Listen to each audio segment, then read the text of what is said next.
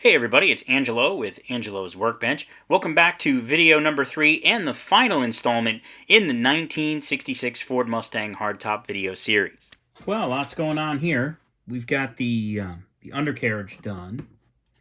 I just masked off and painted up that gas tank. The chassis has the exhaust and the rear end molded in place, as well as the shocks. So the exhaust exits on the passenger side of this car for the straight six. So I just colored in the one side, left the other side black so that it kind of just doesn't appear. So I have to do some modifications since we're building the kit differently than it came in the box. I'm still going to touch up those shocks, make those shocks look a little nicer, but that is essentially done. The interior is done. The center console was removed, and that aftermarket air conditioner is installed in the bottom of the dashboard. The pedals have been detailed in there. Did it a wood grain. The owner of the vehicle says he's putting a wood grain steering wheel in, so we get the wood grain steering wheel in. So the interior is ready to go. The wheels are ready to go. I mentioned that in the last episode. Then the motor is also ready to go. There is going to be a modification to the motor because this chassis uses axles. The axles go through, and the axle goes right through the motor.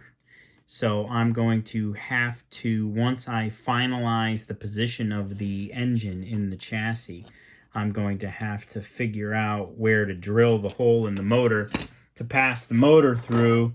If you look at the motor that came in the kit, the oil pan had a big cutout out of it because the axle does pass right through the motor block. So, and I don't want to try and pin the wheels because I don't think they'll be as sturdy. The chassis was designed to use an axle, a straight through axle, so I'm going to use a straight through axle.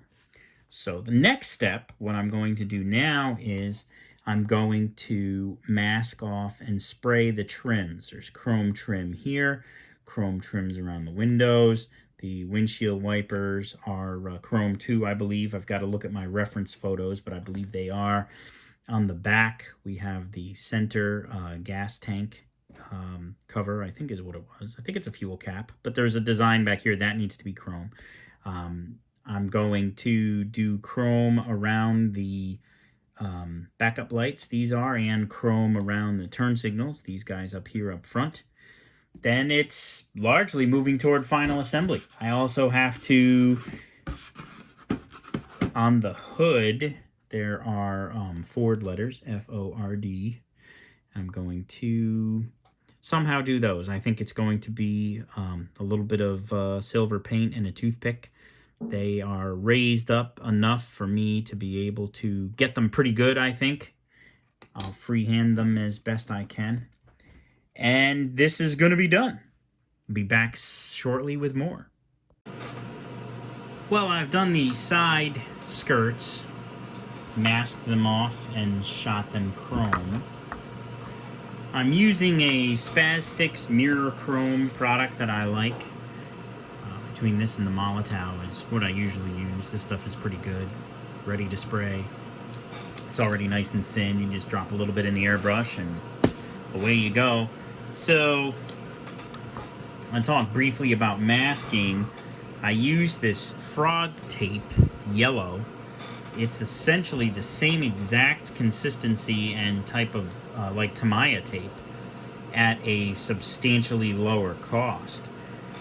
Between that and sometimes I will use just ordinary vinyl pinstripe tape that you buy at like an auto parts store. The pinstripe tape is very flexible and can be bent around corners and stuff like that. So that's how I do it. And I'm going to continue on and we'll be back. So let's talk about how I'm going to mask something that's round like that. So I have something called a micro punch that I use, and what I'll do is just take this top cover up And you can take it all the way off, or you can just open it up enough so that you can slide in a piece of tape, like so. Oh, one of the first things that I forgot to do is check the size of the hole. So I have all of the punches. Every hole corresponds to one of these punches, one of these metal things. And what I'll do is I'll just line it up. That one's too big. And then basically we're looking for the one that's just right. Just the right size. That one's too big. Working our way down. It's going to be one of these two. That one's really close. That one's definitely too small. Alright, so we're going to go with this one. So now I'm going to look and see which hole corresponds with this one. And sure enough, it's that hole. So that's where I want to put the tape. I think it'll be easier just to take that thing right off, because the tape is sticking, not cooperating. So there we go. Put my tape on just like so. Close the top, just like so. Take my punch. Now this is tape, so usually you can just tap it real gently with something, like that. And now what I have done is I've punched out a little dot. And I'm not really interested in the dot. You could use that to mask if you were trying to mask a circle and paint the outside. We're trying to mask a circle and paint the inside. So now I'm going to take this off. And there is my circle. And now I'm going to carefully and gently apply it to the back of the car. And I'm going to burnish it a little, and I'm going to look and see if it looks about right. It looks about right. I think I'm a little bit too low.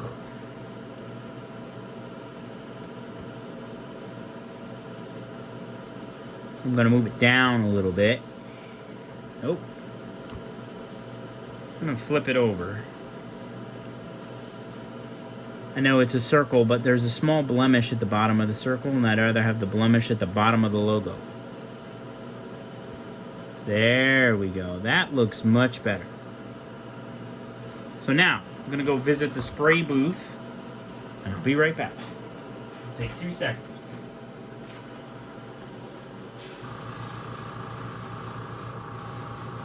All right. I had the airbrush ready to go. So now, we just peel it off, and there is a very well masked, if I do say so myself, rear logo. It looks like there might be a little tiny lock cylinder on the trunk lid. I'll check that with my photo reference and see. But there's the back of it, all done. Well, as you can see, there's been quite a bit that has gone on here in the workbench. The trims are done, the chassis has been assembled, and the body has been put on. And don't think it didn't fight me the entire way, because it most certainly did. As any, AMT Ertl kit from the past, there's always some issues near the end where you have to make some adjustments as you're doing the final fitting, especially if you've changed the engine, changed the wheels, which I have done here.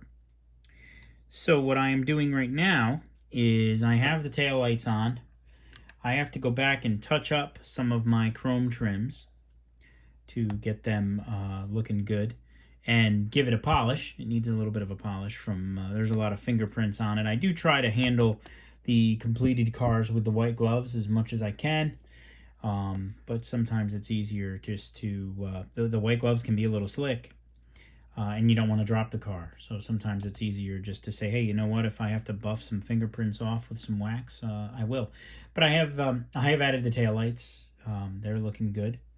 And next up, I am going to be putting in this side view mirror, I have pinned it. I drilled a hole and put a little tiny piece of metal in just to enhance the structural integrity of when I stick this mirror on. And I'm at that point now. I have drilled a hole in the body right where the mirror goes, and I am going to apply the smallest little amount of crazy glue you've ever seen in your life to that spot. And then I am going to stick the mirror on and rotate it so that it is angled correctly. And now I will let it cure. I want to rotate the mirror just a little more. There we go. Only a driver's side mirror on this car, I noticed in the reference photos that I have from the car's owner. So we only have to do that once. And there is the single mirror. And it is pinned.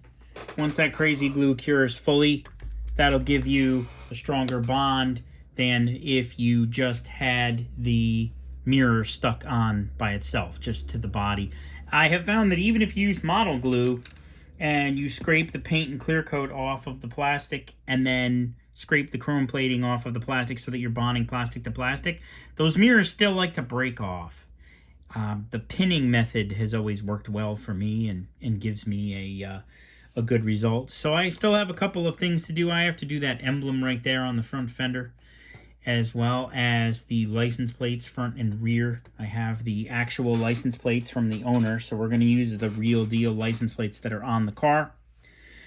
And then this is completed. So next up, we should have a slideshow with the photo shoot of the completed car in the photo booth.